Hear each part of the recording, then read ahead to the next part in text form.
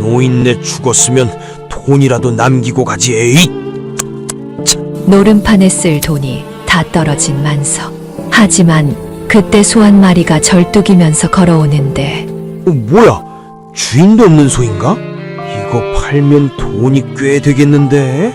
어서 밭을 갈거라. 조금이라도 늦었다간 그날로 시장에 팔아버릴 줄 알아라. 하지만 만석은 소의 정체를 모르고 있었는데 전기수야담을 찾아주셔서 감사합니다. 구독과 좋아요는 사랑입니다. 이야기 한 판 시작해보겠습니다. 한양에서 멀지 않은 어느 고을의 만득이라는 사내가 살고 있었습니다. 30이 넘도록 장가도 못 가고 늙은 어머니와 단둘이 사는 처지였는데 효자는커녕 동네에서 손가락질 받는 폐륜하였습니다. 일은 하지 않고 노름만 일삼았으며 어머니가 삭바느질로 번 돈을 빼앗아 투전판에 탕진하기 일쑤였습니다. 어머니는 아들 뒷바라지에 평생을 바쳤지만 만득은 고마운 줄도 모르고 살았고 어머니가 잔소리라도 하면 고함을 지르며 쫓아내곤 했습니다. 또 돈 타령이야? 시끄러워 죽겠네. 만득이 소리치면 어머니는 한숨만 쉬며 방으로 들어가곤 했습니다. 이웃들은 만득을 보며 혀를 찾는데 저런 자식을 두느니 차라리 없는 게 낫다고 늙은 어머니가 불쌍하다고 수군거렸습니다. 그해 겨울이었습니다. 어머니는 몸이 좋지 않아 자리에 눕게 되었는데 오랜 과로와 한기가 쌓여 폐병이 든 것 같았습니다. 기침을 하며 피를 토하기 시작했고 이웃 안악이 달려와 만득에게 어머니가 위독하니 빨리 들어가 보라고 전했습니다. 하지만 만득은 그날도 투전판에 앉아 있었고 안악의 말을 듣고도 폐를 놓지 않았습니다. 에이, 언제 안 아프셨어? 또 잔소리하려고 그러는 거지 뭐. 만득이 손을 내저으며 말했습니다. 안악은 기가 막혀 돌아갔고 만득은 노름에만 정신이 팔려 있었습니다. 그날 밤 만득은 가진 돈을 모두 잃었는데 빚까지 져서 왕발이라는 건달에게 협박을 받았습니다. 돈을 갚지 않으면 손가락을 자르겠다고 했고 만득은 겁이 나서 황급히 도망치듯 집으로 돌아왔습니다. 새벽녘이 되어서야 만득은 집 대문을 열고 들어갔습니다. 마당은 고요했고 안채에서는 아무 소리도 들리지 않았으며 어머니 방에 불이 꺼져 있었습니다. 만득은 비틀거리며 어머니 방문을 열었는데 어둠 속에서 누운 어머니의 모습이 보였습니다. 어머니, 돈 좀 주소. 빚 갚아야 한다니까. 만득이 어머니를 흔들었지만 대답이 없었습니다. 만득은 짜증을 내며 어머니 어깨를 다시 흔들었는데 그제야 이상함을 느꼈습니다. 어머니 몸이 차갑게 식어 있었고 숨소리가 들리지 않았으며 손을 대보니 딱딱하게 굳어 있었습니다. 만득은 깜짝 놀라 뒤로 물러섰고 떨리는 손으로 촛불을 켰습니다. 촛불이 방 안을 비췄습니다. 어머니는 차가운 시신이 되어 있었고 얼굴은 창백했으며 입가에는 핏자국이 말라 있었습니다. 홀로 피를 토하며 죽어간 것이 분명했고 아들을 부르고 싶었을 텐데 아들은 노름판에 있었던 것이지요. 만득은 어머니 시신을 보며 멍하니 서 있었습니다. 잠시의 침묵이 흘렀습니다. 만득의 눈에서 눈물이 날까요? 가슴을 치며 통곡할까요? 아닙니다. 만득의 첫 마디는 이러했습니다. 아이고, 이를 어쩌나. 장례비가 어디 있다고. 만득이 한숨을 쉬며 중얼거렸습니다. 슬픔이 아니라 돈 걱정이었고 어머니를 잃은 슬픔보다 장례비가 더 걱정이었습니다.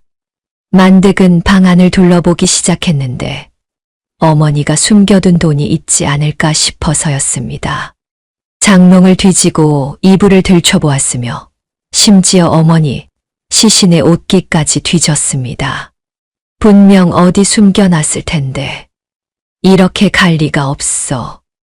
만득이 중얼거리며 방 안을 샅샅이 뒤졌지만 돈은 나오지 않았습니다. 만득은 혀를 차며 방을 나왔고 어머니 시신은 그대로 방에 남겨두었습니다. 이웃에 알려야 한다는 생각도 하지 않았고 그저 술이나 마시고 싶다는 생각뿐이었습니다. 장례는 사흘 만에 치러졌습니다. 이웃들이 모여 최소한의 예를 갖췄지만 만득은 술에 취해 비틀거리기만 했고 상주로서 제대로 절도 하지 않았습니다. 관을 메고 산으로 올라갈 때도 만득은 뒤에서 어슬렁거렸고 묘를 쓸 때도 손 하나 까딱하지 않았습니다. 이웃들이 흙을 퍼 나르고 봉분을 만들었으며 만득은 그늘에 앉아 술만 마시고 있었습니다. 저런 자식이 어디 있나. 짐승만도 못하지. 사람들이 수군거렸지만 만득은 들은 척도 하지 않았습니다. 장례가 끝나고 사람들이 돌아간 후에도 만득은 산소 앞에 앉아 술을 마셨고 해가 질 무렵이 되어서야 비틀거리며 산을 내려갔습니다. 49제 날이 밝았습니다. 만득은 그날도 가고 싶지 않았지만 이웃 영감이 찾아와 면박을 주는 바람에 억지로 산소로 향했습니다. 혼자 올라가기 싫어 술을 한 사발 걸치고 올라갔는데 산소 근처에 다다르자 이상한 소리가 들려왔습니다. 소가 우는 소리였는데 그냥 우는 게 아니라 슬피 울부짖는 소리였습니다. 만득은 술에 취한 채로 비틀거리며 산소에 올라갔습니다. 그리고 눈앞의 광경을 보고 멈칫했는데 늙은 소 한 마리가 어머니 봉분 앞에 엎드려 있었습니다. 소는 머리를 봉분에 박은 채 피울음을 토하고 있었고 눈에서는 눈물이 주르륵 흘러내리고 있었으며 온몸을 떨며 슬퍼하고 있었습니다. 뭐야, 저 소는? 만득이 중얼거리며 다가갔습니다. 소는 만득을 보고도 피하지 않았고 오히려 만득을 쳐다보며 더욱 슬피 울었습니다. 소의 눈빛이 이상했는데 짐승의 눈이 아니라 사람의 눈 같았고 무언가 호소하는 듯 했습니다. 만득은 으스스한 기분이 들어 뒤로 물러섰습니다. 저게 무슨 소람? 주인도 없이 여기서 뭐 하는 거야? 만득이 주변을 둘러봤지만 사람은 아무도 없었습니다. 소는 여전히 봉분 앞에 엎드려 있었고 만득을 향해 울고 있었습니다. 만득은 기분이 나빴지만 이내 다른 생각이 떠올랐습니다. 주인 없는 소라면 차지해도 되는 것 아닐까? 소를 팔면 돈이 되지 않을까 하는 생각이었지요. 만득은 소 주변을 돌며 살펴보기 시작했습니다. 늙어 보였지만 덩치는 제법 컸고 털은 더럽지만 씻으면 괜찮을 것 같았으며 뭔가 돈이 될 것 같다는 생각이 들었습니다. 만득의 눈빛이 번뜩였고 입가에 비릿한 미소가 떠올랐습니다. 재수 좋은데 어머니가 죽으면서 소라도 남겨준 건가? 만득이 웃으며 중얼거렸습니다. 어머니 재산은 까맣게 잊고 소만 쳐다보고 있었습니다. 소는 여전히 봉분을 바라보며 울고 있었고 만득은 소의 등을 툭툭 두드리며 계산기를 두드리고 있었습니다. 얼마에 팔까? 어느 시장에 가야 비싸게 받을까? 그런 생각뿐이었습니다. 해가 저물기 시작했습니다. 만득은 소를 끌고 산을 내려가려 했지만 소는 봉분에서 떨어지지 않으려 했습니다. 만득이 고삐를 잡아당겨도 소는 꼼짝하지 않았고 결국 만득이 몽둥이로 엉덩이를 때려서야 겨우 일어났습니다. 소는 뒤돌아보며 봉분을 바라보았고 슬픈 울음소리를 한 번 더 토해냈습니다. 만득은 소를 끌고 산을 내려갔습니다. 내일 당장 시장에 가서 팔아야겠다고 생각했고 얼마나 받을 수 있을지 벌써부터 설렜습니다. 소는 절뚝거리며 따라왔는데 왼쪽 뒷다리를 불편해하는 것 같았지만 만득은 신경 쓰지 않았습니다. 그저 돈이 되기만 하면 그뿐이었으니까요. 그날 밤 만득은 단잠을 잤습니다. 어머니 49제 날이었지만 제사상도 차리지 않았고 술만 실컷 마시고 코를 골며 잤습니다. 마당에 묶인 소는 밤새 집 안을 바라보며 서 있었고 때로는 슬피 울기도 했지만 만득은 듣지 못했습니다. 만득은 다음 날 일찍 일어났습니다. 평소에는 해가 중천에 떠도 일어나지 않던 사람이었지만 오늘은 달랐지요. 소를 팔러 가야 한다는 생각에 눈이 번쩍 뜨였고 부랴부랴 마당으로 나가 소를 확인했습니다. 소는 밤새 그 자리에 서 있었고 만득을 보자 슬픈 눈빛으로 바라보았습니다. 하지만 만득은 그런 눈빛 따위에는 관심이 없었지요. 자, 오늘 너를 좋은데 팔아야 하니까 말을 잘 들어야 해. 만득이 소에게 말을 걸었지만 사실은 혼잣말이나 다름없었습니다. 소를 씻기려고 우물가로 끌고 갔는데 소는 순순히 따라왔습니다. 만득은 두레박으로 물을 퍼서 소에게 끼얹었고 더러운 털을 문질러 닦아냈습니다. 물에 젖은 소의 털이 드러나자 생각보다 윤기가 있었고 만득은 흐뭇하게 웃었지요. 이거 꽤 괜찮은데 백냥은 받겠어. 만득이 혼자 계산하며 웃었습니다. 백냥이면 빚을 갚고도 남았고 투전판에서 판돈을 크게 걸 수 있었으며 한동안 술을 실컷 마실 수 있었습니다. 만득은 신이 나서 소를 더욱 정성껏 닦았고 마른 지프로 물기를 닦아주었습니다. 소를 끌고 우시장으로 가는 길이었습니다. 만득은 콧노래를 흥얼거리며 걸었는데 평생 이렇게 큰 돈을 만져본 적이 없었기에 들뜬 마음을 감추지 못했습니다. 지나가는 사람들이 소를 보며 고개를 갸우뚱했지만 만득은 개의치 않았지요. 소는 만득을 따라 걸으면서도 자꾸 뒤를 돌아보았는데 산 쪽을 바라보는 것 같았습니다. 아마도 어머니 산소가 있는 쪽이었지요. 우시장에 도착했습니다. 장터는 북적였고 여기저기서 소 파는 소리가 들려왔으며 소장수들과 거간꾼들이 오가며 흥정을 벌이고 있었습니다. 만득은 소를 끌고 장터 한가운데로 들어갔고 큰 소리로 외쳤습니다. 소 팝니다. 일 잘하는 소요. 소리치자 몇몇 거간꾼들이 다가왔습니다. 거간꾼들은 소를 한 바퀴 돌며 살펴보기 시작했는데 이빨을 확인하고 다리를 만져보았으며 등을 두드려 보기도 했습니다. 만득은 가슴이 두근거렸지요. 얼마를 부를까? 100냥이라고 해야 하나 아니면 150냥까지 불러볼까 하는 생각뿐이었습니다. 한 거간꾼이 소의 입을 벌려 이빨을 확인하더니 고개를 저었습니다. 다른 거간꾼은 소의 다리를 만지작거리다가 인상을 찌푸렸지요. 만득은 불안해지기 시작했고 거간꾼들이 수군거리는 소리가 들렸습니다. 이 소 나이가 얼마나 된 거야? 이빨 봐라, 다 닳았잖아. 한 거간꾼이 말했습니다. 다른 거간꾼이 거들었는데 늙은 소는 일도 못하고 고깃값도 안 나온다고 했습니다. 만득은 황급히 변명했지요. 아니요, 이 소 아직 팔팔합니다. 밭도 잘 갈고. 만득이 말했지만 거간꾼 하나가 손을 내저으며 끊어버렸습니다. 잠깐, 이거 다리 좀 봐봐. 왼쪽 뒷다리가 이상한데 거간꾼이 소의 왼쪽 뒷다리를 가리켰습니다. 소는 그 다리를 불편해하는 듯 살짝 들고 있었고 다리 모양도 뭔가 휘어져 있었습니다. 거간꾼이 다리를 만지자 소가 움찔했고 통증이 있는 게 분명했습니다. 이거 완전히 병신 소네. 다리가 성하지 않으면 밭도 못 갈고 짐도 못 나르는데 누가 사? 거간꾼이 비웃으며 말했습니다. 다른 거간꾼들도 고개를 끄덕이며 동의했지요. 한 거간꾼이 만득에게 물었습니다. 이 소 어디서 났어?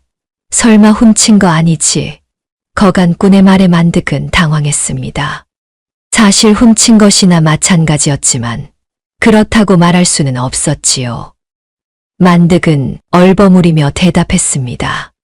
아, 아니요. 어머니, 산소에서 찾았습니다. 주인이 없길래.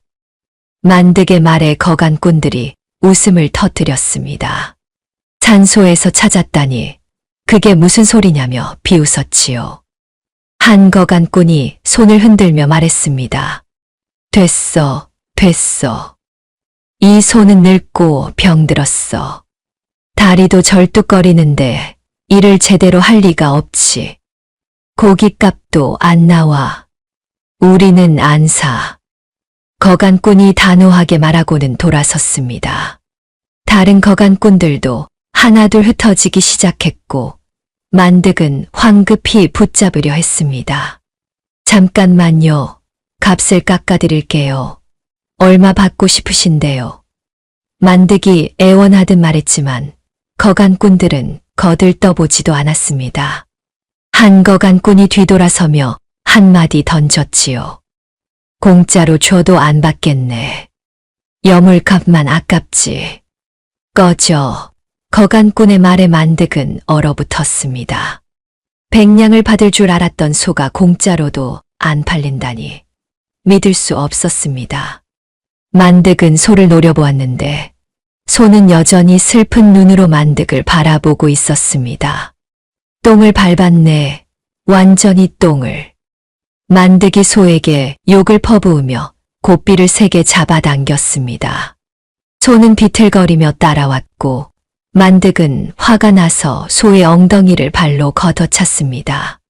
소는 아픈 듯 낮게 울었지만 만득은 신경 쓰지 않았지요. 쓸데없는 것, 팔리지도 않을 거면 왜 거기 있었어. 만득이 중얼거리며 소를 끌고 장터를 빠져나갔습니다. 주변 사람들이 만득을 보며 수군거렸지만 만득은 화가 나서 아무것도 들리지 않았습니다. 백냥 꿈이 산산이 부서진 것이었고 빚을 갚을 방법도 사라진 것이었으며 만득은 소에게 모든 화풀이를 했습니다. 집으로 돌아오는 길에 만득은 계속 소를 때렸습니다. 몽둥이로 등을 때리고 고삐로 얼굴을 후려쳤으며 소는 맞으면서도 묵묵히 따라왔습니다. 소의 눈에서는 눈물이 흘러내렸지만 만득은 그것조차 보지 못했지요. 집에 도착하자 만득은 소를 마당 한 구석에 거칠게 묶어 놓았습니다. 여물도 주지 않았고 물도 주지 않았으며 그냥 내버려 두고 방으로 들어가 버렸습니다. 만득은 술을 꺼내 마시기 시작했는데 술을 마실수록 화가 더 났고 소가 더욱 미웠습니다. 쓸모없는 것, 차라리 죽어버리지. 만득이 혼자 중얼거리며 술을 들이켰습니다. 소는 마당에 묶인 채 집 안을 바라보고 있었고 밤이 되어도 염을 한 줌 먹지 못한 채 서 있었습니다. 소의 배에서 꼬르륵 소리가 났지만 만득은 듣지 못했지요. 그날 밤 만득은 술에 취해 쓰러져 잤습니다. 꿈속에서도 돈 생각뿐이었고 어떻게든 빚을 갚아야 한다는 생각뿐이었습니다. 마당에 소는 밤하늘에 달을 올려다보며 서 있었는데 달빛이 소의 눈물을 비추고 있었습니다. 소는 낮게 울었지만 만득은 코를 골며 자고 있었고 아무도 소의 슬픔을 알아주지 않았습니다. 다음 날 아침이 밝았습니다. 만득은 숙취에 시달리며 일어났고 마당으로 나가 소를 보았습니다. 소는 여전히 그 자리에 서 있었는데 지친 듯 고개를 떨구고 있었습니다. 만득은 소를 보며 다시 화가 났지요. 팔리지도 않는 주제에 여물이나 축내고 있네. 만득이 중얼거렸습니다. 하지만 소를 그냥 내쫓을 수도 없었고 뭔가 방법이 있을 것 같았습니다. 만득은 소를 노려보며 생각에 잠겼는데 이내 한 가지 아이디어가 떠올랐습니다. 팔리지 않는다면 일이라도 시켜야겠다는 생각이었지요. 소가 밭을 갈면 품삯을 받을 수 있었고 그 돈으로 빚을 갚을 수 있었습니다. 만득의 입가에 비릿한 미소가 떠올랐습니다. 새로운 계획이 생긴 것이었고 소는 그것을 모른 채 만득을 바라보고 있었습니다. 소의 눈빛은 여전히 슬펐지만 만득은 그 눈빛의 의미를 끝내 알지 못했습니다. 만득은 그날 아침 소를 끌고 마을 이장을 찾아갔습니다. 이장은 농사일이 많은 부잣집이었고 일손을 구하고 있다는 소문을 들었기 때문이지요. 만득은 이장 앞에서 허리를 굽실거리며 자신의 소로 밭을 갈아주겠다고 제안했는데 품삯은 하루에 5냥만 달라고 했고 이장은 소를 한번 훑어보더니 고개를 끄덕였습니다. 좋아, 내일 아침부터 우리 집 뒷밭 500평을 갈아야 하네. 늦지 말고 오게. 이장이 말하자 만득은 신이 나서 절을 했습니다. 5냥이면 나쁘지 않았고 며칠만 일하면 빚을 갚을 수 있었으며 남는 돈으로 투전판에도 갈 수 있었으니 만득으로서는 금방 재미를 본 셈이었지요. 만득은 소를 끌고 집으로 돌아왔는데 처음으로 소를 보며 흡족한 표정을 지었고 소의 등을 툭툭 두드리며 말했습니다. 내 이놈 팔리지는 않지만 일이라도 해야지. 밥값은 해야 할 거 아니냐? 만득이 소에게 말했지만 소는 만득을 바라보며 여전히 슬픈 눈빛을 보낼 뿐이었습니다. 만득은 그날 저녁 소에게 여물을 조금 주었는데 많이 주면 아까우니까 최소한만 주었고 소는 배가 고팠지만 주는 대로 먹었으며 만득은 그것을 보며 만족했지요. 다음 날 새벽 만득은 소를 끌고 이장댁으로 향했습니다. 뒷밭에 도착하니 넓은 땅이 펼쳐져 있었고 이장이 나와 500평을 가리키며 해가 지기 전에 다 갈아야 한다고 말했는데 만득은 고개를 끄덕이고 소에게 멍에를 씌우기 시작했습니다. 멍에는 무거웠고 소의 목에 올려놓자 소가 무게에 짓눌려 비틀거렸으며 만득은 쟁기를 소 뒤에 연결했는데 소는 이미 늙었고 왼쪽 뒷다리도 불편했지만 만득은 상관하지 않았지요. 자, 이제 밭을 갈아야지. 제대로 안 하면 여물도 없다. 만득이 소리치며 소의 엉덩이를 채찍으로 때렸습니다. 소는 아픈 듯 움찔했지만 천천히 걸음을 떼기 시작했는데 왼쪽 뒷다리가 불편해 절뚝거렸지만 멈추지 않고 앞으로 나아갔으며 쟁기가 땅을 파고들어 흙이 뒤집히기 시작했습니다. 만득은 소 뒤를 따라가며 계속 채찍을 휘둘렀는데 소가 조금이라도 느려지면 채찍질을 했고 쉬려고 하면 고함을 질렀으며 소는 쉴 틈 없이 밭을 갈아야 했습니다. 해가 중천에 떠올랐을 때 소는 이미 땀으로 흠뻑 젖어 있었는데 거친 숨을 몰아쉬고 있었고 다리는 떨리고 있었으며 그럼에도 불구하고 발걸음을 멈추지 않고 쟁기를 끌고 있었습니다. 만득은 그늘에 앉아 물을 마시며 쉬고 있었지만 소에게는 물 한 모금 주지 않았고 소는 목이 말랐지만 참을 수밖에 없었으며 계속해서 밭을 갈았습니다. 한낮이 되자 소는 더 이상 견디기 힘들어 보였습니다. 걸음이 느려졌고 고개가 축 처졌으며 입에서는 침이 질질 흘러내리고 있었는데 만득은 짜증을 내며 소를 때렸고 더 빨리 가라고 소리치며 채찍을 휘둘렀습니다. 소는 맞으면서도 계속 걸었는데 넘어질 듯 비틀거리면서도 멈추지 relative이고 피가 나도록 일했으며 만득은 소가 쓰러질까봐 걱정한 것이 아니라 일을 다 못 끝낼까봐 걱정했습니다. 해가 서쪽으로 기울 무렵 밭의 절반 정도가 갈렸는데 하지만 소는 한계에 다다른 듯했고 다리가 풀려 주저앉으려 했으며 만득은 화를 내며 소를 일으켜 세웠습니다. 소는 간신히 일어났지만 눈에는 고통이 가득했고 온몸이 떨리고 있었는데 그럼에도 만득의 채찍질에 못 이겨 다시 걸음을 떼기 시작했으며 밭을 계속 갈았습니다. 왼쪽 뒷다리에서 피가 흘러나오기 시작했습니다. 멍에의 무게와 쟁기를 끄는 힘이 상처를 만든 것 같았는데 원래도 불편하던 다리였기에 더욱 심하게 짓무르고 있었고 피가 다리를 타고 흘러내려 발굽까지 적시고 있었지만 손은 멈추지 않았습니다. 아니, 멈출 수가 없었지요. 만득이 허락하지 않았고 채찍이 계속 내려왔으며 손은 고통을 참으며 한 걸음 한 걸음 앞으로 나아갔습니다. 해가 질 무렵 마침내 밭이 다 갈렸습니다.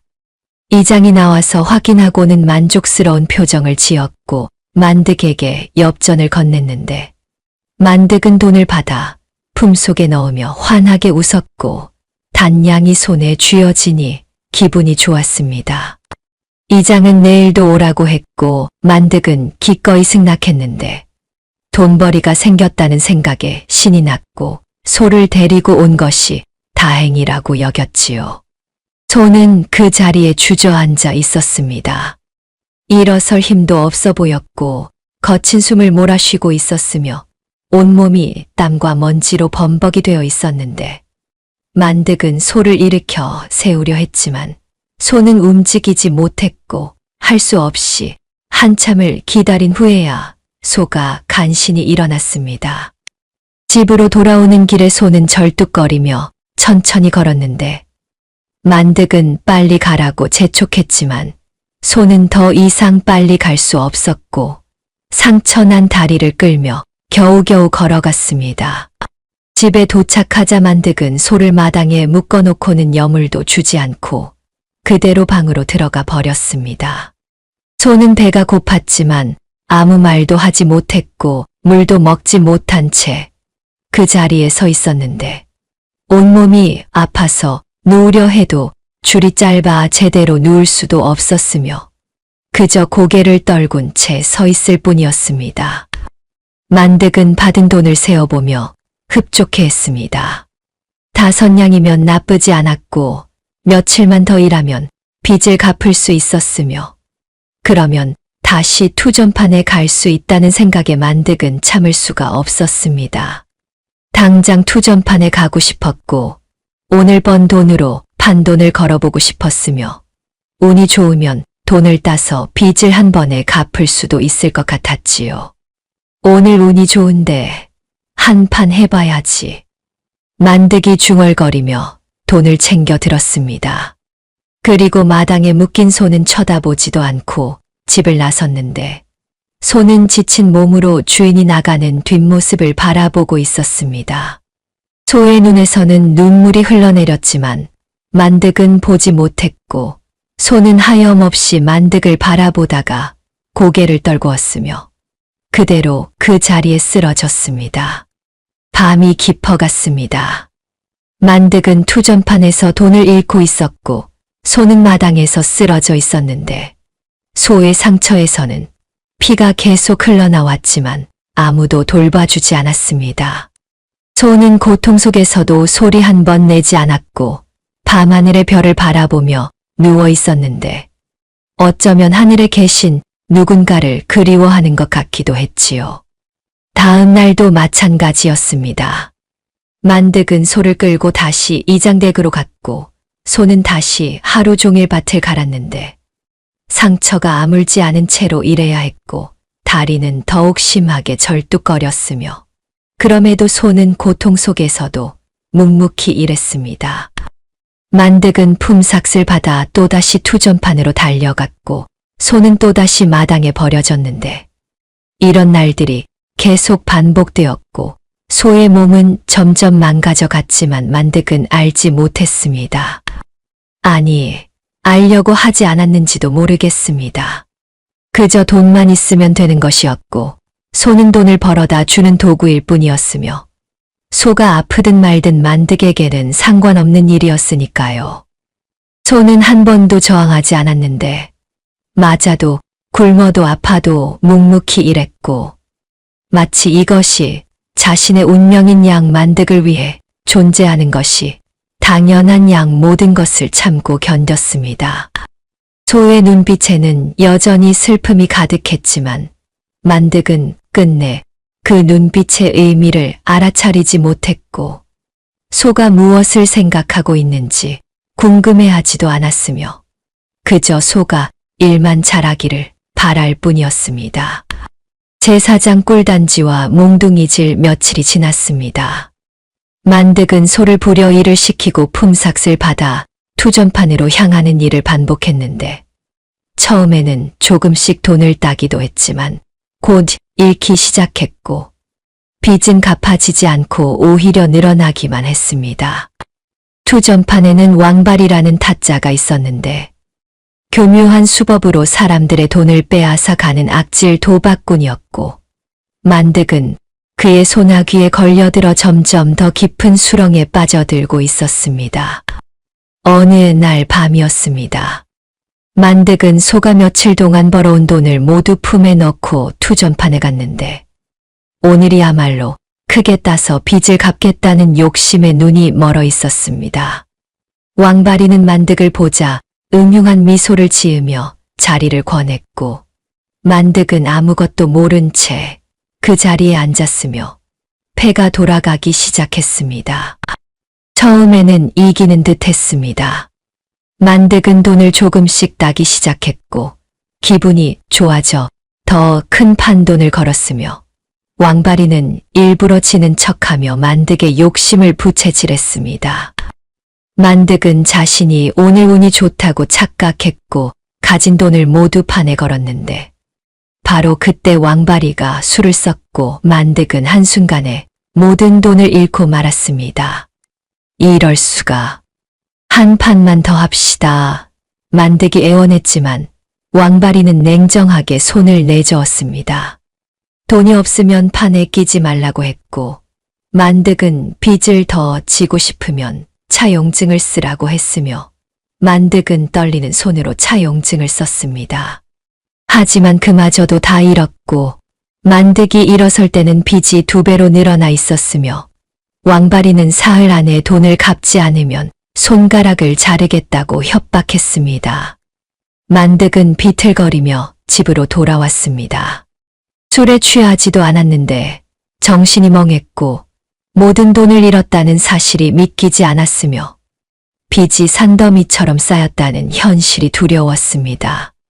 집 대문을 열고 들어서니 마당에 소가 묶여 있었는데 소는 만득을 보고 고개를 들었지만 만득은 소를 보자마자 화가 치밀어 올랐습니다. 다 내 때문이야. 내가 재수가 없어서 내가 돈을 잃었어. 만 소리치며 소에게 달려들었습니다. 억지였지요.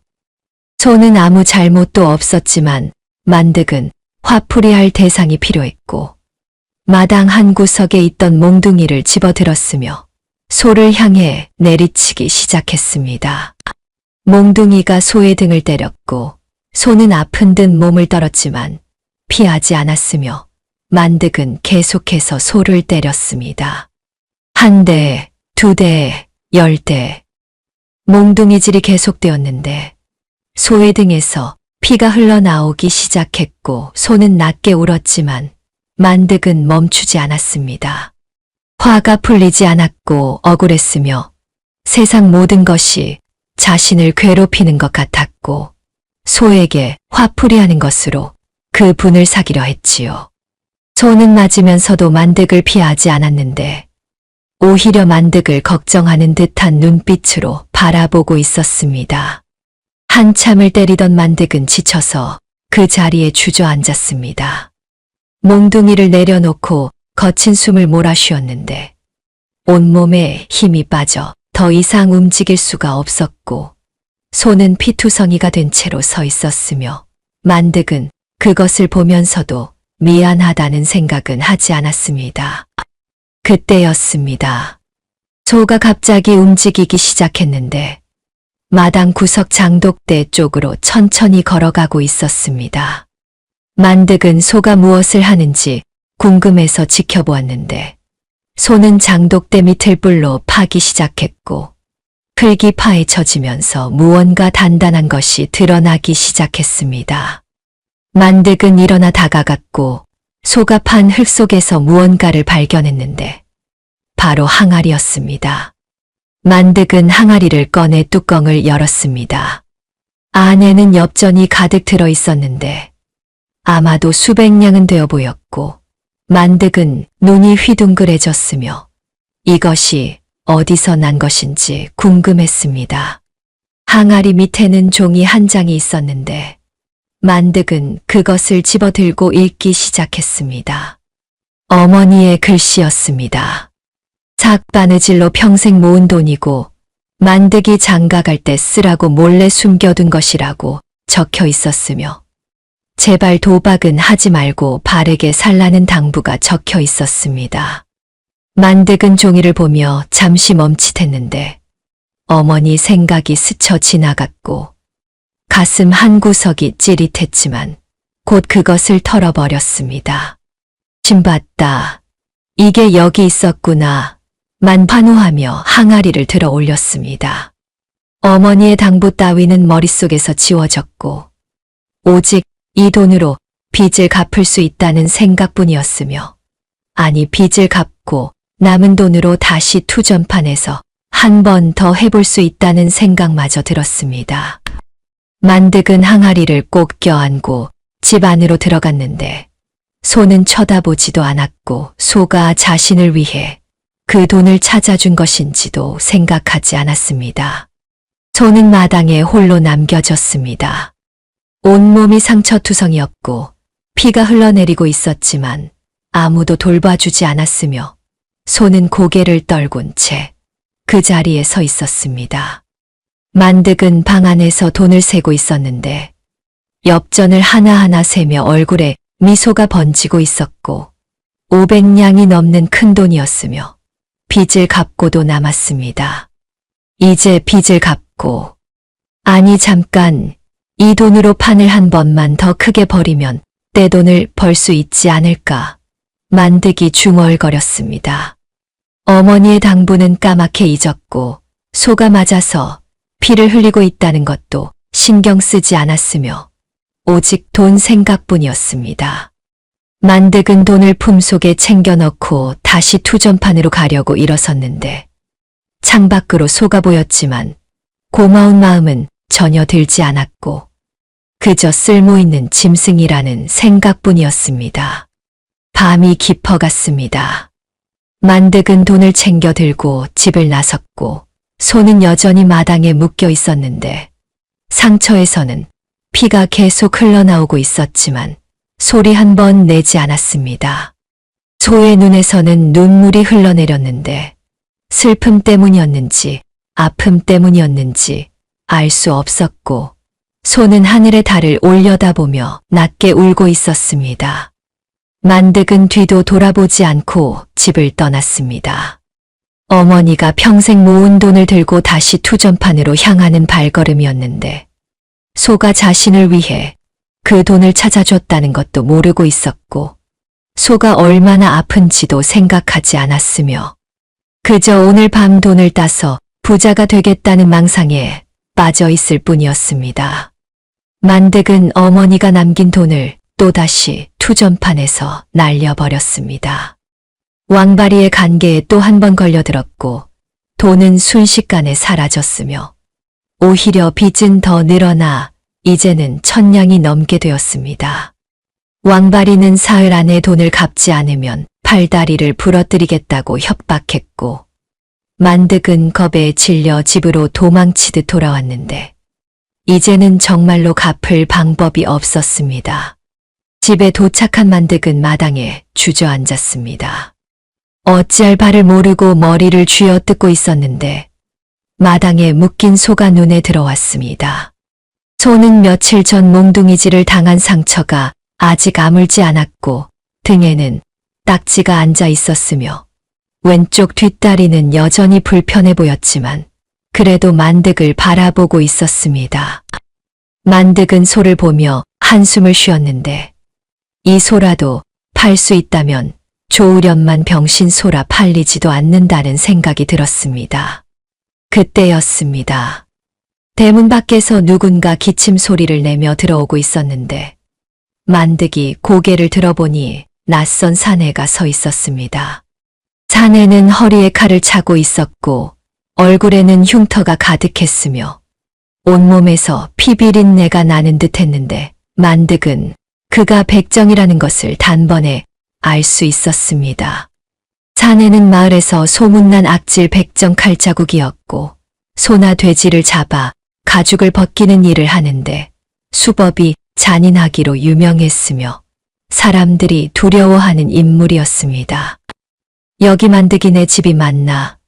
칼자국이 거친 목소리로 물었고 만득은 겁이 나서 고개를 끄덕였습니다. 칼자국은 마당으로 들어와 소를 둘러보기 시작했는데 마치 물건을 감정하듯 소의 몸을 살펴보고 있었고 소는 칼자국을 보자 불안한 듯 뒷걸음질을 쳤으며 본능적으로 위험을 느낀 것 같았습니다. 이 소 말이야, 내가 며칠 전부터 눈여겨보고 있었네. 칼자국이 말했습니다. 만득은 무슨 말인지 몰라 멍하니 쳐다보았고 칼자국은 소의 얼굴을 자세히 들여다보며 계속 말을 이었습니다. 이 소 눈빛 좀 봐. 사람 같지 않나? 이런 소는 영물이라고 하더군.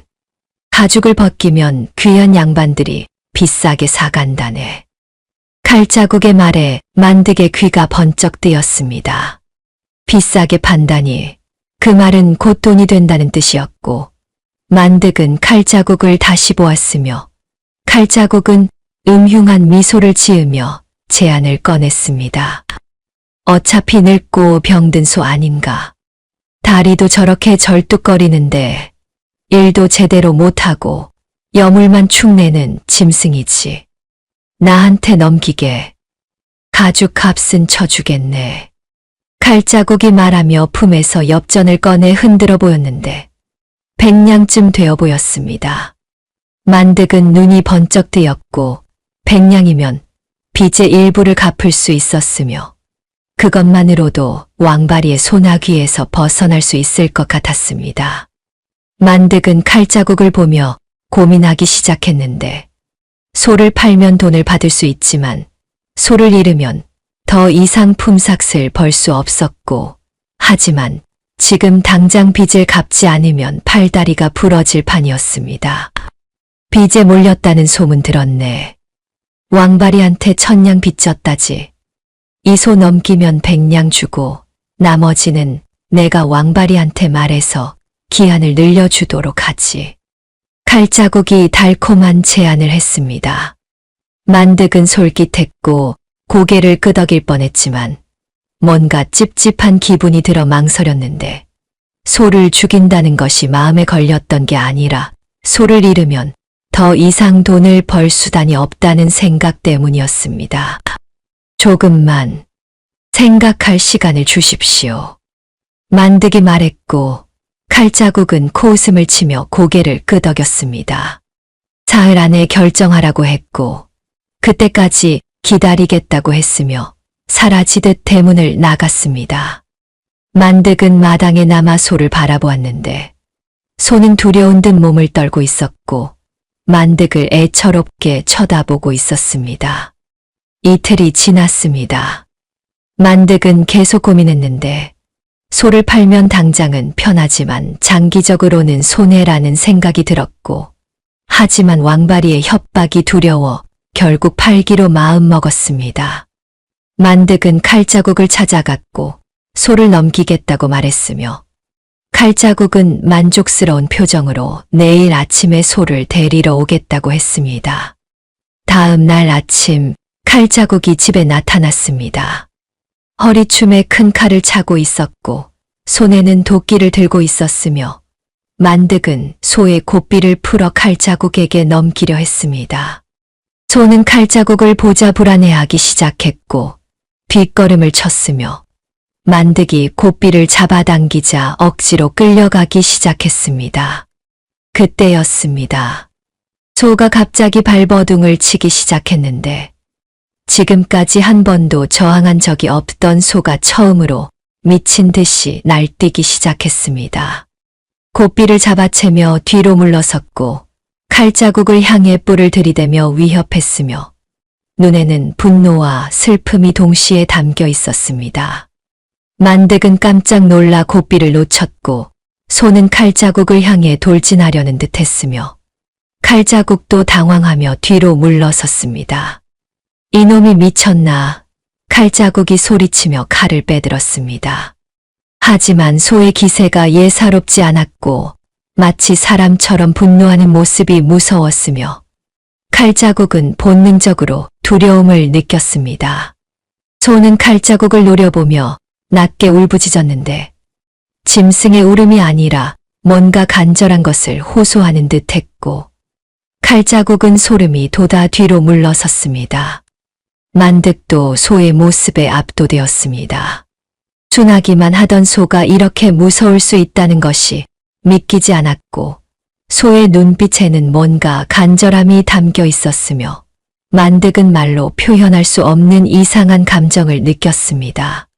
두려움이었는지 죄책감이었는지 알 수 없었지만 갑자기 소를 팔면 안 될 것 같다는 생각이 들었고 칼자국을 돌아보며 말했습니다.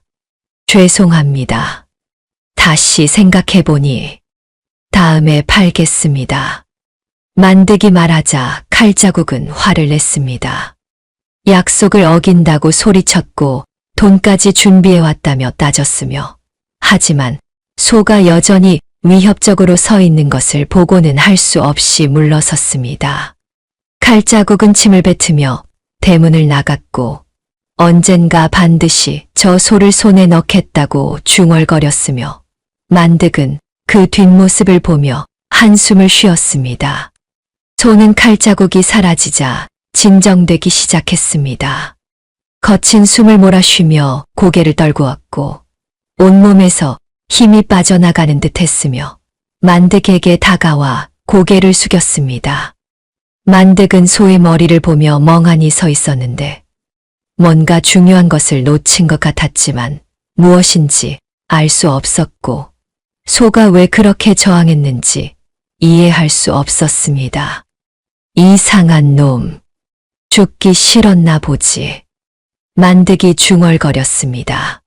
단순히 죽음이 두려워서만은 아닌 듯 했지만 만득은 그 이유를 알 수 없었고 소의 눈빛에 담긴 의미를 읽을 수도 없었으며 그저 소가 본능적으로 저항한 것이라고 생각할 뿐이었습니다. 만득은 소를 다시 묶어놓고 집으로 들어갔습니다. 빚은 여전히 남아 있었고 왕바리의 협박은 계속될 것이었으며 이제는 정말로 방법이 없었습니다. 만득은 방 안에 앉아 고민했는데 어떻게든 돈을 마련해야 했고 소는 팔 수 없으니 다른 방법을 찾아야 했으며 머리를 쥐어뜯으며 밤을 지새웠습니다. 며칠이 지났지만 만득은 여전히 빚을 갚지 못했습니다. 왕바리가 정한 기한은 이미 지났고 왕바리는 만득을 찾아와 협박했지만 만득은 돈이 없었고 어찌할 도리가 없었으며 그저 용서를 빌며 시간을 벌 수밖에 없었습니다.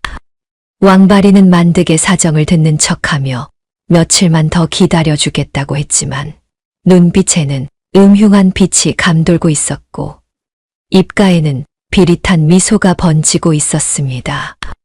왕바리는 마을 뒷골목에서 패거리들을 모아놓고 회의를 했습니다.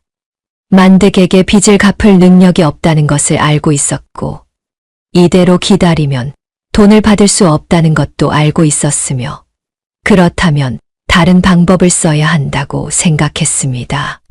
패거리 중 하나가 만득의 집을 빼앗자고 제안했지만 왕바리는 고개를 저었는데 낡은 초가집이라 팔아봤자 얼마 되지 않는다는 것을 알고 있었기 때문이지요. 그보다는 본때를 보여줘야 해. 다른 빚쟁이들도 보고 배우게 말이야. 왕바리가 음흉하게 웃으며 말했습니다. 패거리들이 무슨 뜻이냐고 묻자 왕바리는 만득의 집에 불을 지르자고 제안했는데 집이 타버리면 만득은 완전히 거지가 될 것이고 다른 빚쟁이들도 왕바리를 두려워하게 될 것이며 설사 만득이 죽더라도 자신들에게 책임이 돌아오지 않도록 할 수 있다는 계획이었습니다. 패거리들은 처음에는 망설였지만 왕바리가 돈을 나눠주자 고개를 끄덕였고 오늘 밤에 실행하기로 했습니다. 그날 밤 만득은 술을 마시고 있었습니다.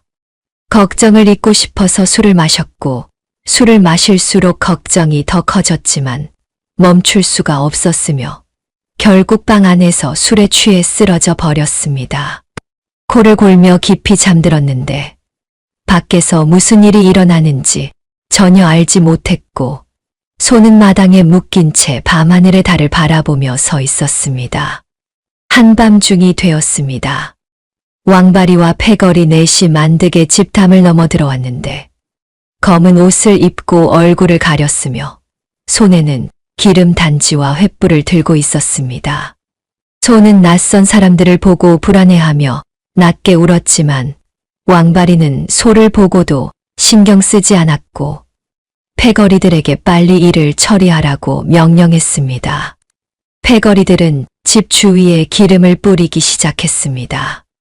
벽에도 뿌렸고 문에도 뿌렸으며 지붕 밑까지 기름을 흠뻑 적셨는데 기름 냄새가 진동했고 소는 더욱 불안해하며 발버둥을 쳤습니다. 왕바리는 만득이 자고 있는 방문 앞까지 가서 귀를 기울였는데 안에서 코 고는 소리가 들렸고 음흉하게 웃으며 그 문에도 기름을 흠뻑 부었습니다. 자, 이제 불을 붙여라. 그리고 문을 밖에서 잠가버려. 왕바리가 명령했습니다. 패거리 하나가 문에 장작을 걸쳐 빗장처럼 만들었고 이렇게 하면 안에서 문을 열 수 없었으며 만득은 갇힌 쥐 신세가 되는 것이었습니다. 왕바리는 횃불을 집어들고 기름이 뿌려진 벽에 가져다 댔는데 순식간에 불길이 타올랐고 불은 기름을 따라 사방으로 번져나가기 시작했습니다. 불은 무섭게 번졌습니다. 마른 초가지붕이라 순식간에 불길에 휩싸였고 벽도 타기 시작했으며 집은 삽시간에 불바다가 되어갔습니다. 왕바리와 패거리들은 만족스러운 표정으로 그 광경을 지켜보다가 일이 커지기 전에 도망가야 한다고 판단하고 담을 넘어 사라졌습니다. 소는 불길을 보고 공포에 질려 울부짖었지만 아무도 듣지 못했고 소 역시 마구간에 묶여 있어 도망갈 수 없었습니다. 연기가 방 안으로 스며들기 시작했습니다. 만득은 연기 냄새에 눈을 떴는데 목이 따끔거렸고 숨쉬기가 힘들었으며 무슨 일인가 싶어 일어나려 했지만 술에 취한 몸이라 제대로 움직이지 못했습니다. 기침을 하며 간신히 일어나 문을 열려고 했지만 문이 열리지 않았고 밖에서 무언가 걸려 있는 것 같았으며 만득은 당황하기 시작했습니다. 불이야, 불. 만득이 소리치며 문을 두드렸습니다. 하지만 아무도 대답하지 않았고 연기는 점점 짙어지고 있었으며 방 안이 뿌옇게 변하고 있었습니다. 만득은 창문으로 가보려 했지만 창문도 불길에 막혀 있었고 이미 불길이 집 전체를 감싸고 있었으며 도망갈 길이 없었습니다. 만득은 다시 문으로 달려가 있는 힘껏 밀어봤지만 문은 꿈쩍도 하지 않았습니다. 밖에서 장작이 걸려 있었고 문은 열리지 않았으며 만득은 공포에 질려 소리를 지르기 시작했지만 소리는 불타는 소리에 묻혀버렸습니다. 연기가 폐를 채우기 시작했고 숨을 쉴 수 없었으며 만득은 바닥에 주저앉아 기침을 하며 괴로워했습니다. 불길은 지붕을 태우고 있었습니다.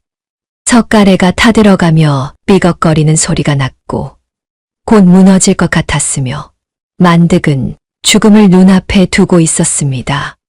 눈앞이 뿌옇게 변했고 일식이 흐려지기 시작했으며 이제는 더 이상 소리조차 지를 수 없었습니다. 만득은 바닥에 쓰러졌고 연기에 질식해 죽어가고 있었으며 눈을 감기 시작했습니다. 한편 마구간에서는 소도 불길에 갇혀 있었습니다. 마구간도 불이 붙기 시작했고 연기가 자욱했으며 소는 줄에 묶여 있어 도망갈 수 없었습니다. 소는 공포에 질려 몸부림쳤지만 줄은 끊어지지 않았고 불길은 점점 가까이 다가오고 있었으며 소 역시 죽음의 위기에 처해 있었습니다. 소는 안채 쪽을 바라보았습니다. 방 안에 만득이 갇혀 있다는 것을 알고 있었고 만득이 위험하다는 것을 알고 있었으며 소의 눈에서는 눈물이 흘러내렸습니다.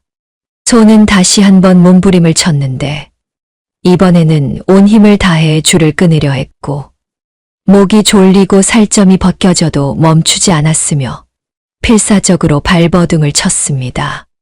마을 사람들이 불을 발견하고 달려오기 시작했습니다. 누군가 소리쳤고 종을 쳤으며 사람들이 물동이를 들고 달려왔지만 불길은 이미 걷잡을 수 없이 번진 상태였습니다. 사람들은 물을 끼얹기 시작했지만 역부족이었고 집은 무너지기 직전이었으며 안에 만득이 있다는 것을 알고도 구할 방법이 없었습니다. 그 순간 마구간에서 소의 울음소리가 들렸습니다. 절규하는 듯한 울음이었고 사람들은 그 소리를 듣고 소가 죽어가는 줄 알았지만 사실은 소가 줄을 끊기 위해 마지막 힘을 쏟아붓고 있는 소리였습니다. 소의 목에서는 피가 흘러내렸고 살점이 뜯겨나가고 있었지만 소는 멈추지 않았고 마침내 줄이 끊어지는 소리가 들렸습니다. 소는 자유로워졌습니다. 이제 마구간을 빠져나가 도망칠 수 있었고 살 수 있었지만 소는 도망가지 않았습니다. 대신 불타는 안채를 향해 돌진하기 시작했는데 사람들은 소가 미쳤다고 생각했지만 소는 만득을 구하러 가고 있었습니다. 소는 끊어진 줄을 뒤로 한 채 불타는 안채를 향해 달려갔습니다. 목에서는 피가 흘러내렸습니다.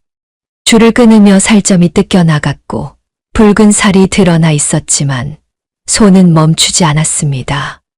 마을 사람들이 소를 보고 깜짝 놀랐는데 누군가 소리쳤습니다. 소가 미쳤다. 저걸 막아야 해. 하지만 소는 이미 불길 속으로 뛰어들고 있었습니다. 뜨거운 열기가 얼굴을 덮쳤고 털이 그을리기 시작했지만 소는 고개를 숙이고 앞으로 나아갔습니다. 불꽃이 몸을 핥히고 지나갔고 타들어가는 냄새가 진동했지만 소는 계속 걸었습니다. 소는 만득이 갇힌 방문 앞에 도착했습니다. 문은 밖에서 잠겨 있었고 장작이 걸려 있었는데 소는 뿔로 들이받기 시작했습니다. 한 번, 두 번, 세 번. 뿔에서 피가 흘러나왔고 이마가 찢어졌지만 소는 멈추지 않았습니다. 네 번째 들이받자 장작이 부러졌고 소는 다시 한번 힘껏 들이받아 문을 박살냈습니다. 방 안은 연기로 가득했습니다.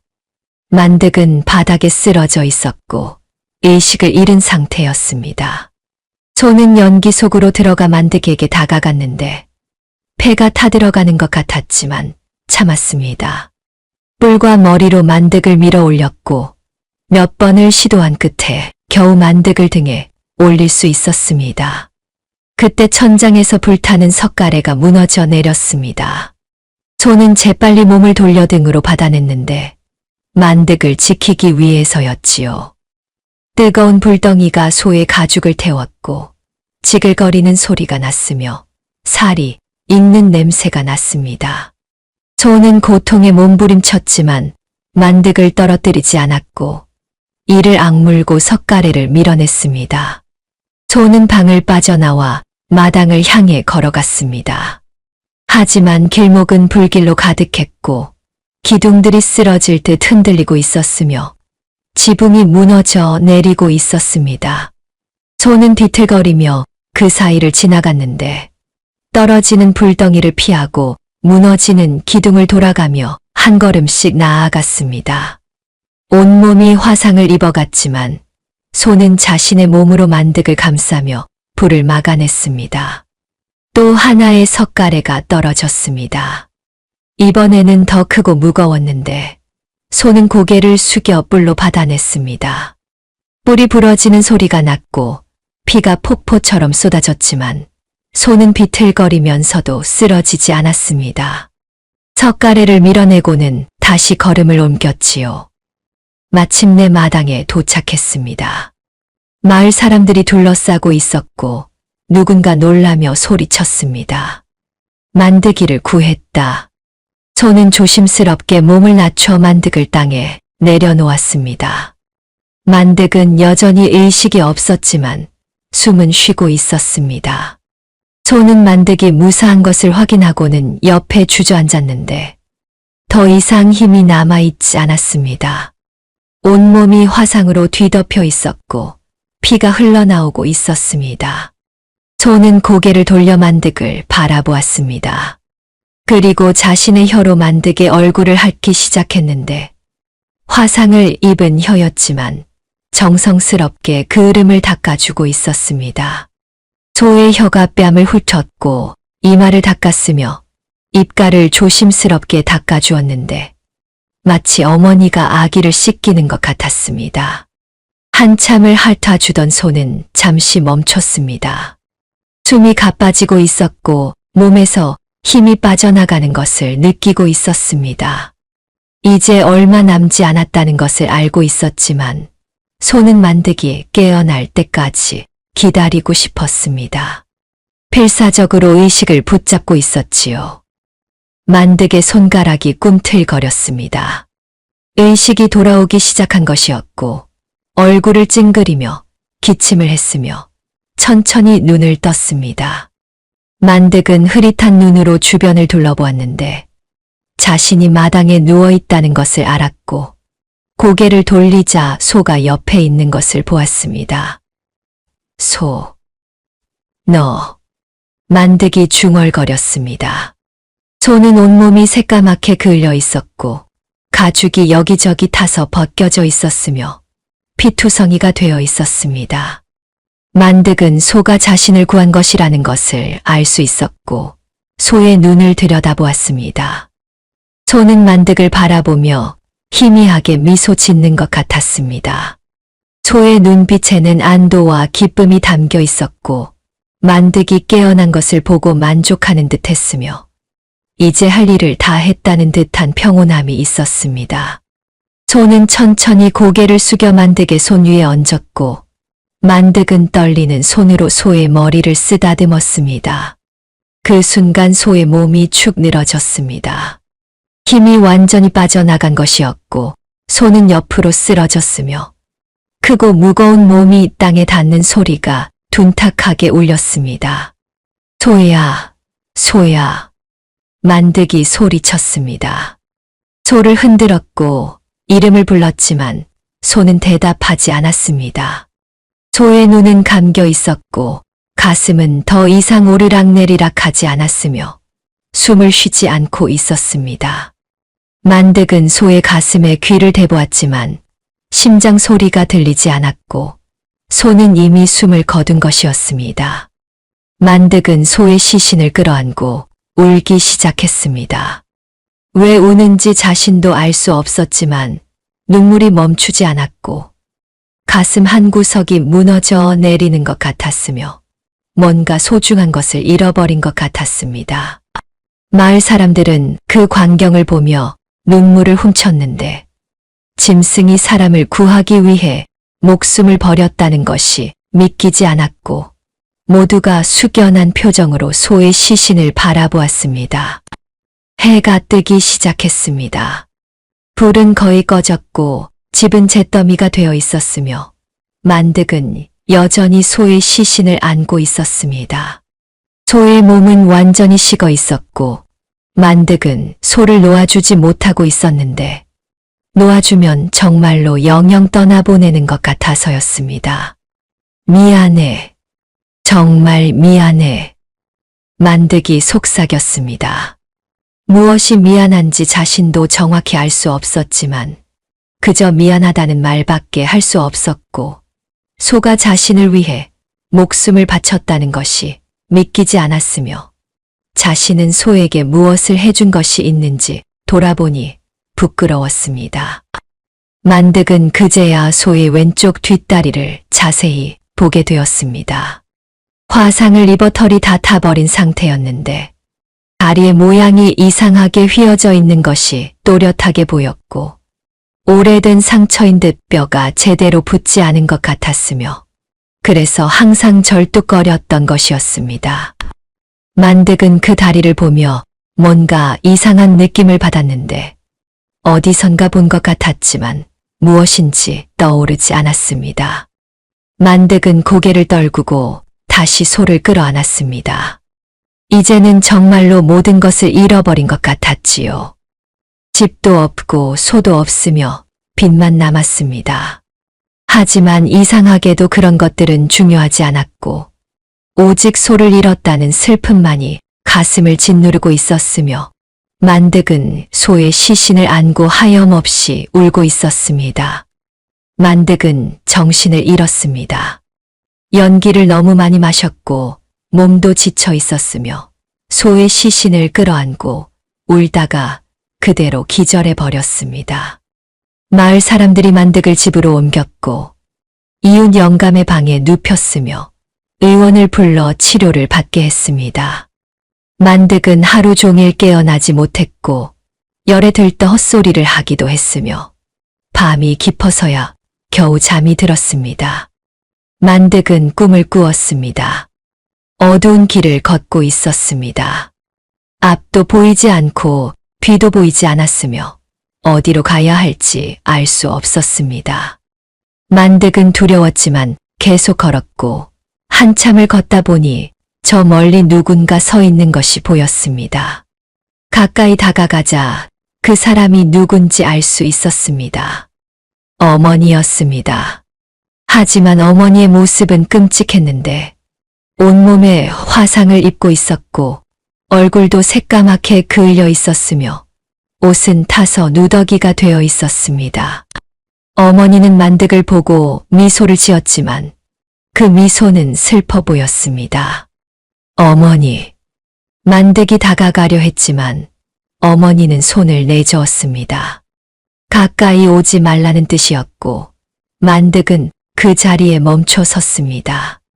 어머니는 만득을 바라보며 천천히 입을 열었습니다. 만득아, 뜨거웠지. 미안하다. 빚을 갚았어야 했는데 엄마가 또 아픈 상처만 주었구나. 어머니가 말했습니다. 목소리는 온화했지만 슬픔이 가득했고 자책하는 듯한 표정이었으며 만득은 무슨 뜻인지 이해할 수 없었지만 가슴이 먹먹했습니다. 어머니는 천천히 돌아서기 시작했는데 만득에게서 멀어지려는 것 같았습니다. 어머니, 가지 마세요. 만득이 소리쳤습니다. 하지만 어머니는 멈추지 않고 걸어갔고 만득은 쫓아가려 했지만 발이 땅에 붙은 것처럼 움직이지 않았습니다. 어머니가 점점 멀어지고 있었는데 그때 만득은 어머니의 걸음걸이를 보게 되었습니다. 어머니는 왼쪽 다리를 절뚝거리며 걷고 있었습니다. 만득의 가슴이 철렁 내려앉았습니다. 저 다리, 어디선가 본 것 같았습니다. 어머니는 계속 멀어져 갔고 절뚝거리는 모습이 점점 작아져 갔으며 결국 어둠 속으로 사라져 버렸습니다. 만득은 그 자리에 무릎을 꿇고 울기 시작했는데 왜 우는지 알 수 없었지만 눈물이 멈추지 않았습니다. 제발 사람답게 살아라. 어머니의 목소리가 어둠 속에서 들려왔고 만득은 소스라치게 놀라 눈을 떴습니다. 방 안이었습니다. 만득은 이불을 뒤집어 쓰고 누워 있었고 온몸이 땀으로 흠뻑 젖어 있었으며 거친 숨을 몰아쉬고 있었습니다. 꿈이었습니다. 하지만 너무나 생생한 꿈이었고 어머니의 모습이 눈앞에서 사라지지 않았으며 특히 저 절뚝거리던 다리가 계속 머릿속에 맴돌았습니다.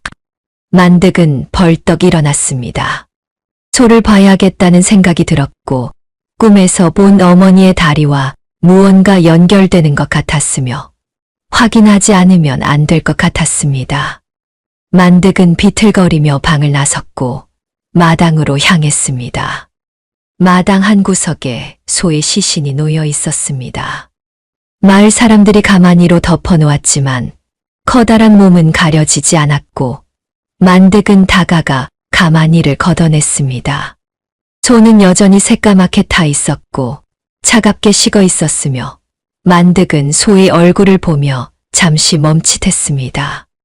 그리고 천천히 시선을 내렸습니다.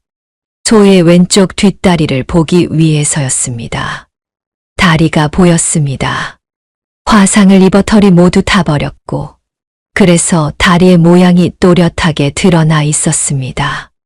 다리는 기형적으로 휘어져 있었는데 마치 한 번 부러진 후 제대로 치료받지 못하고 잘못 붙은 것 같았고 뼈가 삐뚤어진 채로 굳어 있었으며 그래서 평생 절뚝거릴 수밖에 없었던 것이었습니다.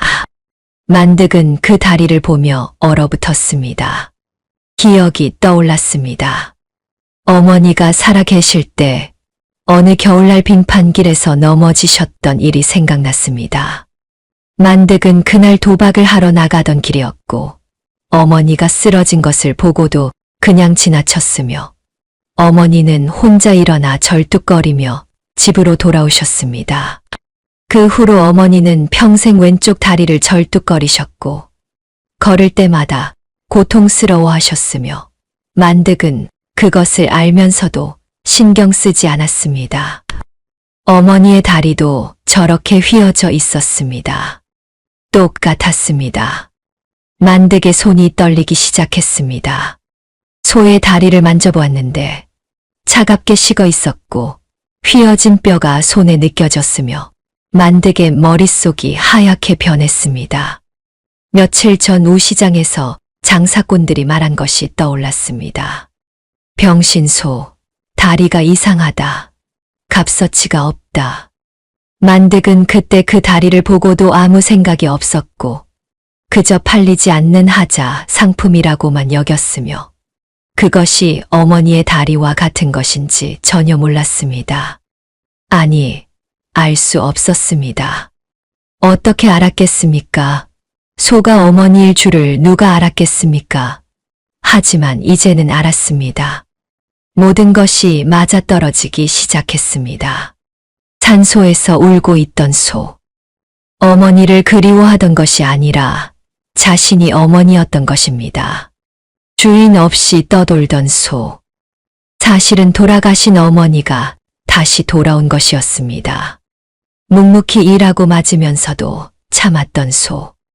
자식을 위해 평생을 희생한 어머니의 모습 그대로였습니다. 장독대 밑에 돈을 찾아준 것도, 백정에게 팔리지 않으려 저항한 것도, 불 속에서 만득을 구한 것도 모두 어머니였습니다. 아이고, 어머니, 어머니, 만득이 소리쳤습니다. 목이 찢어지도록 울부짖었고 소의 시신을 끌어안고 통곡했으며 온몸을 떨며 오열했습니다. 제가 짐승만도 못한 놈입니다. 제가 페류나입니다. 만득이 소리치며 자신의 뺨을 때렸습니다. 한 대, 두 대, 피가 날 때까지 때렸지만 분이 풀리지 않았고 가슴을 쥐어뜯으며 울었습니다. 어머니를 알아보지 못했습니다. 어머니를 때렸습니다. 어머니를 굶겼습니다. 어머니를 팔려고 했습니다. 죽여주십시오. 저 같은 놈은 죽어 마땅합니다. 만득이 울부짖었습니다. 마을 사람들이 소란을 듣고 달려왔고 만득이 미친 듯이 우는 것을 보고 놀랐으며 무슨 일이냐고 물었지만 만득은 대답할 수 없었습니다. 그저 소의 시신을 안고 울 뿐이었고 어머니라는 말만 반복할 뿐이었습니다. 사람들은 처음에는 이해하지 못했습니다. 하지만 만득이 소의 왼쪽 뒷다리를 가리키며 어머니도 저렇게 다리를 다치셨다고 울부짖자 사람들도 깨닫기 시작했습니다. 소가 어머니였다는 것을, 돌아가신 어머니가 짐승의 탈을 쓰고 다시 돌아와 아들을 지켰다는 것을 말입니다. 사람들도 눈물을 흘렸습니다. 어떤 이는 무릎을 꿇고 소에게 절을 했고, 어떤 이는 하늘을 보며 한숨을 쉬었으며, 모두가 숙연한 표정으로 소의 시신을 바라보았습니다. 세상에 이런 일이 있을 수 있는가? 어머니의 사랑이 저렇게 깊을 수 있는가? 모두가 감탄하고 슬퍼했습니다. 만득은 며칠 동안 아무것도 먹지 않았습니다. 소의 시신 곁을 떠나지 않았고 밤낮으로 울었으며 스스로를 자책했습니다. 마을 사람들이 위로했지만 소용없었고 만득은 이제 살아갈 이유가 없다고 말했으며 차라리 죽고 싶다고 했습니다. 하지만 만득은 죽지 않았습니다. 어머니가 목숨을 바쳐 살려주신 목숨을 함부로 버릴 수 없었기 때문입니다. 대신 만득은 달라지기로 결심했습니다. 어머니의 희생을 헛되이 하지 않기로, 사람답게 살기로, 다시는 도박을 하지 않기로 맹세했습니다. 만득은 먼저 왕바리를 관아에 고발했습니다. 집에 불을 지른 것이 왕바리의 짓이라고 증언했고, 마을 사람들도 함께 증언해 주었으며, 왕바리는 결국 잡혀가 벌을 받게 되었습니다. 만득의 빚도 탕감되었고, 만득은 이제 자유로워졌지만 기쁘지 않았습니다. 어머니를 잃은 슬픔 앞에서는 모든 것이 무의미했습니다. 만득은 소의 시신을 어머니 산소 옆에 묻었습니다. 마을 사람들이 도와주었고, 어머니 산소보다 조금 낮은 곳에 소를 묻었으며 작은 봉분을 만들었습니다. 만득은 봉분 앞에 무릎을 꿇고 절을 올렸는데 100번을 절했고 이마가 터져 피가 흘렀지만 멈추지 않았습니다. 어머니, 용서해 주십시오. 이 불효자를 용서해 주십시오. 만득이 울며 말했습니다. 바람이 불어왔고 나무잎이 흔들렸으며 만득은 그것이 어머니의 대답인 것 같았습니다.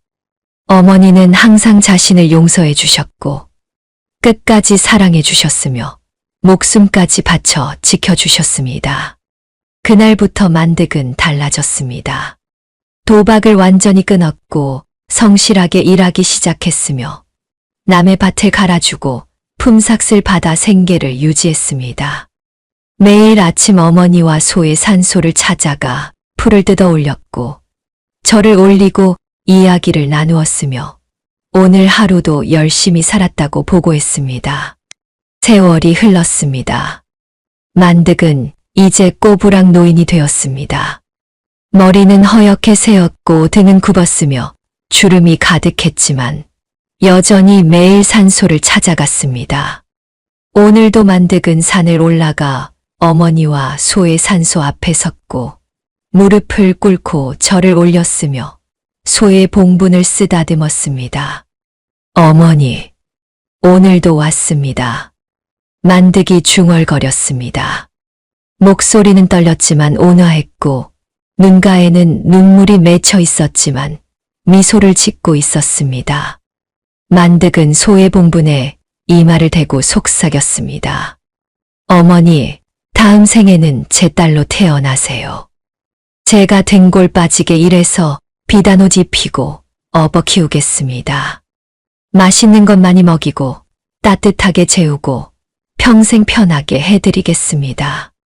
약속합니다. 만득이 말하며 봉분을 쓰다듬었습니다. 바람이 불어왔고 풀이 흔들렸으며 만득은 그것이 어머니의 대답인 것 같았습니다. 만득은 미소를 지으며 봉분을 꼭 껴안았고 한참을 그렇게 있다가 일어났습니다. 해가 지고 있었습니다. 만득은 산을 내려가며 뒤돌아보았는데 2개의 봉분이 나란히 서 있었고 석양빛에 물들어 있었으며 평화로워 보였습니다. 만득은 고개를 숙여 한 번 더 절을 올렸고 천천히 산을 내려갔습니다. 짐승의 탈을 쓰고 와서 불 속에서 아들을 구한 어머니의 이야기는 이렇게 끝났습니다. 여러분, 만드기처럼 후회하지 마십시오. 부모님께서 살아 계실 때 잘하십시오.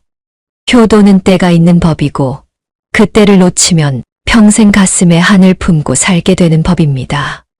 세상에서 가장 큰 불효는 부모님 돌아가신 후에야 후회하는 것이라고 이 늙은이는 감히 말씀드립니다.